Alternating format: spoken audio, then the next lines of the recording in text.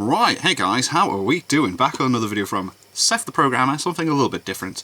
I'm watching this for educational purposes, as I'm not very well versed within the Avatar series. I think I've seen 1 or 2 episodes, and I feel bad because I have a friend that actually did reviews online for The Legend of Korra as well, and he was always like, you need to watch it so you can read my reviews, and I was just like, but apparently Aang's pretty beastly, and I think that's what Seth's going to get into in this video. So let's check out how strong is the Avatar. I wish it would load up quicker. Here we go. Oh, this is cool.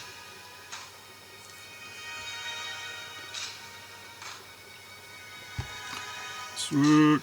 Hello everyone, it's your host, Seth the Programmer. Today we're going to be going over a new series on the channel, that series being Avatar, The Last Airbender. Now, I wanted to go over this topic due to a few reasons. One, I'm a genuine fan of the series, but another, a lot of people like to throw poor Aang in a lot of versus battles without knowing much about him on Twitter or whatever social media. Examples being anything from Aang versus Hunter x Hunter, or Aang versus Goku. There's this could be interesting. I don't know how he could scale this verse. On the subject. Now, I'm not claiming I'm some big-brained Avatar scaling deity or anything, right.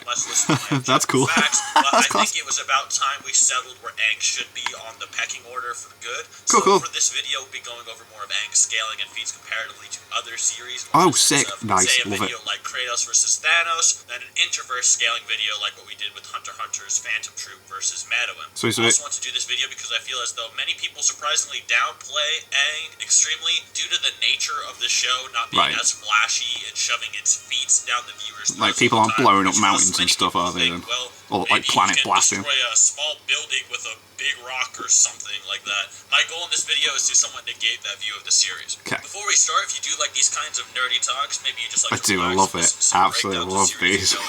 Consider liking and giving me a sub. It really do it. Subscribe to Seth's channel, man. Oh my god.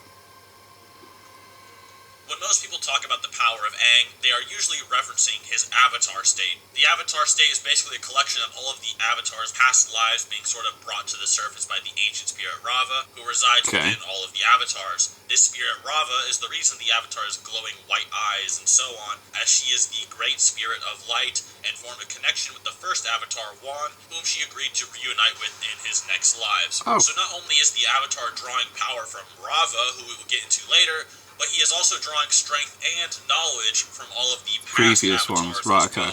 Avatar Roku credits the glow to this, however we kind of is it kind of like how All for One... Korra comes around. A fun fact about One for All works in My Hero Academia. With the first Avatar, Wan, it's actually confirmed in the episode commentary that this beginnings with Wan was actually thought of by Book 2 Earth from original Avatar, rather than being thought up in Book 2 of Legend of Korra. So it's kind of interesting that Roku made this statement in Book 2 Earth. Maybe they thought of the beginning series more later in the book, or maybe he's actually just right.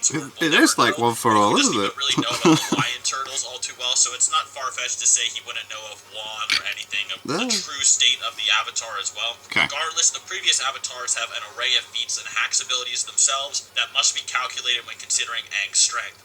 Another did you know is that Aang was actually confirmed to have been kept alive in the glacier, not due to the great spirit Rava, but due to the power of the actual avatars within him, showing that the actual avatars have an influence over him and his abilities, not just Rava, which some people actually disagree with. A great example of these avatars gaining strength and knowledge is in Book 1, Air of The Legend of Korra. Aang actually appears before Korra and bestows her not only her bending back, but also granting her new abilities such as the Avatar State Mastery and Energy Bending, which are things she did not have before. We also see in the original Last Airbender series that whenever Aang is in Avatar State, Legend of Korra. Use all forms of bending, even regardless of never learning them yet. Additionally, it's shown that the previous avatars appear before the current one to bestow knowledge and wisdom, and can be summoned by the current avatar. That's sick. When Aang summoned the previous 4 avatars on the back of the lion turtle. I think a given for the avatars being within Aang is that he possesses the raw combat experience of dozens to thousands of people that probably trained their whole lives within him, but they offer more than just raw combat experience. To compound this, the previous avatar can act independent of the current avatar, such as Roku being able to rip Aang's soul out of his body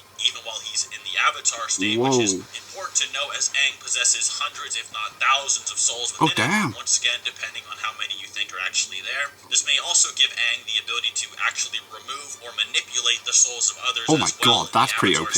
Giving Aang a unique attacking option that isn't negated by standard durability or power. A somewhat contentious subject is whether the avatar can bend and shoot lightning like Fire Lord Ozai, Iroh, or Princess Azula. Of course, the avatar never really uses this technique, as especially earlier in the series, it was considered a one-shot takedown ability or seriously dangerous. So if the avatar just started blasting people with lightning, just like bloodlust, which isn't really representative of the avatar's character. But there is a decent case for Avatar Roku knowing it. In the Legend Can't people Korra, like bend blood and stuff, like drain the blood out of people?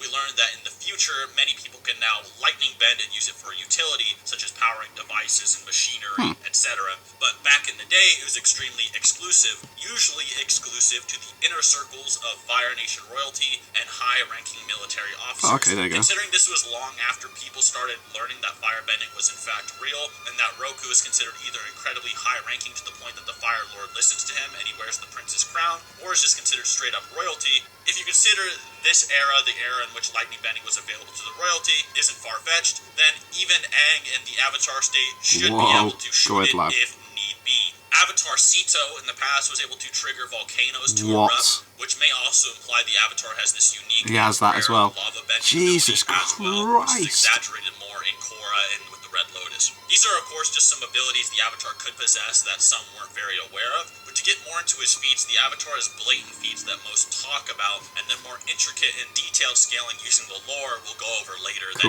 isn't so talked about. Just make volcanoes erupt. Just fire lightning at people. Oh my god.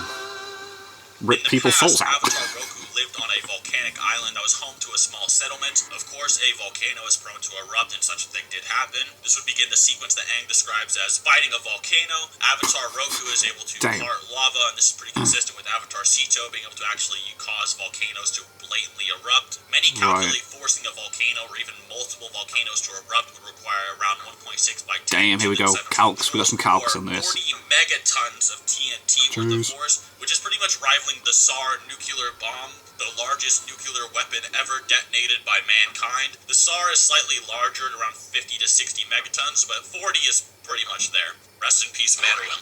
In the Rise of Kyoshi novel, it's stated that we're scaling. Cambridge Dictionary's definition for landmass being a large area of land, such as a continent that is in one piece and not broken up by oceans, with some other definitions saying things such as large islands, etc. So she either broke up a very large island or an entire continent, so you guys decide on that one. This makes the Sito and Roku feats very consistent, if not an extremely low end on the scale, with Roku mainly dying to being poisoned from the toxins and gases from the volcano, and he was not killed in his avatar state, and on top of such, he was a much older man. This is because if you die in the avatar state, the avatar cycle will end. Obviously, Aang is an avatar, so that was not the case. That didn't happen, Avatar Kyoshi is also known to casually separate islands and so on as well. These feats of Kyoshi have been calculated anywhere from 1.3 gigatons, and with Kyoshi's spirit reappearing and creating a storm, which has been calculated 2.4 gigatons, making the SAR bombs look like a fart. Some other people calculate these things to be more like, oh, well, she can destroy a large town. Once again, it kind of depends on who you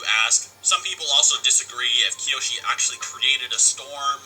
Maybe she just, brought up some dust or something. People have different interpretations for Avatar, even the more blatant things. But if you do consider it, even the SARs that were being designed that were later deemed to be too massive to ever be safely tested by all of humanity would be a baby burp compared to what Kyoshi just did there. These are more simply the baby more burp. I love the analogy things the avatars have done. Certainly not building level or large rock level like many would imagine from Aang's battle in the actual show. However, the next level of scaling beyond that, and this is a huge debate to be had, is Avatar The Last Airbender and The Legend of Korra both are an extremely inspired series. And this can be heard especially in the Legend of Korra's episode commentaries featuring the writers of the show. Many of these inspirations are things such as Taoism and Hindu philosophy, which many concepts are based on.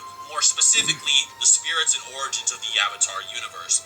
In the universe, there are spirits that embody the moon, spirits that embody light and dark, yin and yang, spirits that separated all things, and so forth. These are relevant to the Avatar simply because Vatu, the spirit of darkness, and Rava, the spirit of light, are stated by the spirit world to be the almighty spirits. Oh. Almighty in most definitions meaning the absolute Absolute or top greatest. top. Vatu and Rava are in a constant state of conflict, as in the words of Michael DiMartino, the co-creator of Avatar, they are light and dark, with their names representing yin and yang. Not to be confused with the koi fish, Tui and La, who more than likely actually do represent Whoa, there's so yin and much yang, weird stuff going on in this show, jeez. imagined by Aang in his head. Regardless, the almighty spirits fighting determines the state of the spiritual world and whether it would be reduced to chaos or brought to peace. It's no exaggeration that's cool. I like to the say that yin-yang these two symbol on the take floor a there. very center stage in the entire series, are more than likely the strongest spirits and have a lot, if not the most, influence on all spirits in the Avatar world, which is why all spirits, for the most part, acknowledge the Avatar alongside their past. Right. With it being shown that Vatu's mere presence was able to change the world around him and corrupt all spirits without him even being present. Since Vatu and Rava are the only beings stated to be almighty, or even be giving really a real power scaling title of being possibly the strongest, it does kind of directly scale them higher than other beings such as Tui and La if you interpret it that way, as obviously almighty could simply just mean very great as well. And I'm pretty OP. Even ignoring that, in the art of the animated series, Rava and Vatu are directly stated. It does look really good. It's really well animated, isn't it? It's like, jeez. Universal concepts. Tui and La gave themselves mortal and susceptible, weak bodies to bring balance to the normal world, being the moon and the ocean themselves. Once Tui, the moon spirit, is damaged by the firebender Zhao, the world not only loses its moon, but the entire world is stated to be losing its balance. Oh, This damn. causes everything to turn gray, even as Tui is confirmed to not even be dead, as it's confirmed in the Lost Scrolls, water, but simply sick. This still happens, with Iroh confirming that even firebenders need the moon spirit to be alive, as it represents more than what Zhao thinks. Zhao thinking it only represents the moon and waterbending, when in deeper terms it represents a component of yin-yang and balance itself. Well, yeah, light and dark, in response to isn't it? this, Aang fuses and becomes one with the ocean spirit, What? forming the ocean monster, which represents the entire ocean's wrath itself. He can Considering do Law so is much literally crazy in parallel stuff. to Tui, the moon spirit, it'd be pretty logically Whoa. consistent to say that Aang just fused the spirit powerful enough to generate entire oceans and possibly a moon itself, if not far, far more, with a more What? detailed analysis on them. But even on the surface level, he could potentially be that power with a certain interpretation. Obviously, for things like speed and Avatar, you can just go over, oh, well, they shoot lightning at close range. So it's lightning speed. No one really cares about that, because I want to get more detailed concepts. Maybe in a future video, if I ever do like a versus battle, I can talk more about the speeds. Now, what I'm going to be talking about is a bit nutty, so Okay, you can go take for it or it. leave it. Alright, I'm ready for not this. saying this is 100% true. I'm just saying there's an argument to be had. Okay, go I've for gone it. through the important stuff here, but this is just for a bit of fun.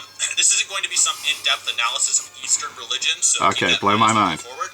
It's blatantly obvious that Avatar draws from Eastern religions for many of its important concepts, such as Taoism, as I stated before. But some of the books, such as Art of the Animated Series Spirits, detailed concepts from Hinduism and Buddhism, such as stating that the cosmic being Korra sees, the same one we see within Aang, is in fact her universal self, and that Korra achieves something called Atman when she faces Unavatu, which Martin DiMartino, the co-creator of Avatar, makes a direct comparison to.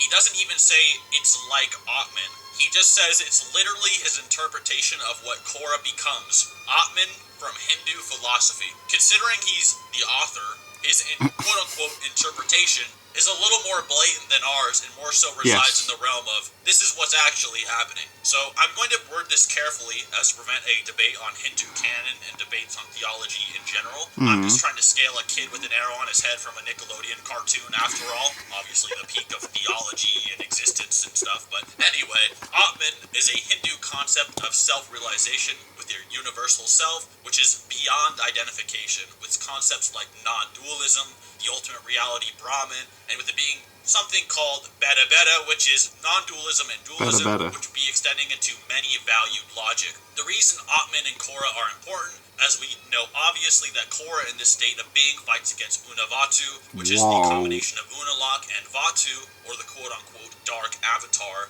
and while they have a pitched battle, and it's implied Unavatu wins by catching Atman Korra or Cosmic Korra off guard, the fact that they are still in the same weight class means the almighty spirits would scale to this state of Atman.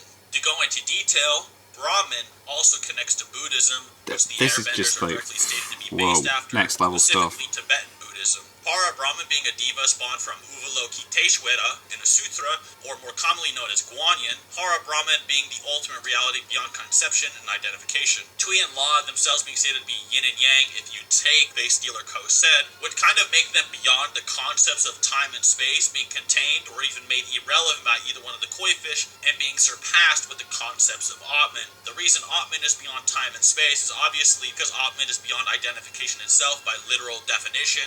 It is also non-dual and dual, meaning any concept that has duality is beneath Atman, including the very concepts of physics, time, space, dimensions, mathematics, the universe, the multiverse, the hyperverse, or the omniverse, etc., etc. The Mother of Faces, which comes from the Avatar comic series, herself was said to bring separateness into the world, which would mean she created dualism itself in the Avatar world, which is the state of anything being something different. So, what we're saying here is Avatar insanely powerful is next level. The material and spirit universes actual pretty much, isn't it? which she would split apart, which are stated to be overlapping and implied to be parallel. The spirit world itself even showing it has its own nebulas and possible infinite expansion like a universe and so forth. To follow the Mother of Faces connection to Taoism, she would have created the Taiji from Wuji, Wuji being before differentiation, which is an obvious connection, as through her separateness came into the world. Wuji itself is a concept beyond space, time, and dimensions, beyond yin and yang, as said above, and Taiji, which is the vagueness before duality came into existence. Since the almighty spirits scale not only to Tui and La, yin and yang, Atman, and the Mother of Faces, if you take the almighty statement from the spirits, the value, and the very author's own interpretation of mean what it did, then the Avatar is actually quite the menacing force in versus battles. Seems like it. He honestly Jesus quite Christ. surprised me, considering what I thought coming into this video. Or maybe he's like large nuclear bomb level. I don't know. Anyways, guys, I hope you enjoyed the video. Obviously, that last section there with all of the Buddhist philosophy, the Hindu stuff, that is mainly up for debate. Yeah. But if you really like the Avatar and you want it to be strong, just run that argument home. This video was a lot of fun to make. It was a lot of fun rewatching the whole series and looking through all the guides, listening to what the authors had to say about the series. I actually learned a lot. So a special shout out as well to my friend Yog, who is pretty versed on Buddhism, for helping me with some of the research relating to that wacky scaling in Hinduism and etc., and researching Avatar with me. But other than that, like and subscribe if you enjoyed the video. Maybe I can make a battle with Aang in it sometime, or maybe some other that'd be cool, actually. Yeah. And till next time. Let's start scaling some verses with the Avatar verse, man. Jeez, some of that just went right over my head, I'm going to be honest, but like, he seems pretty damn OP. All that stuff he can do, it's just like, what? Oh my god.